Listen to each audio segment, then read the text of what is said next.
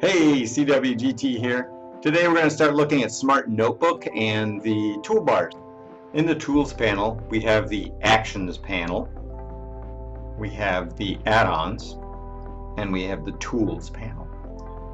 In the Action panel, we have the basics like adding a page or deleting a page, saving, which in the Google world we need to remember to do, show and hide the screen shade, measurement tools, view screens, tables, and open files.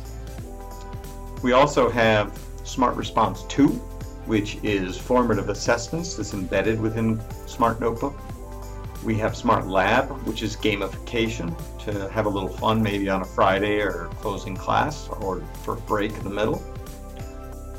In the add-ons, when you click on it, we have horizontal and aligning tools, vertical tools, etc., math tools and equation razor, and GeoGebra.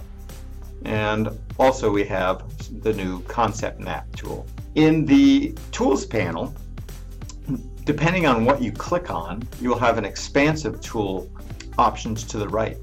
So we have text tools, it changes, line tools, erasing tools, fill tools, shape tools, other shape tools, and the selection tool.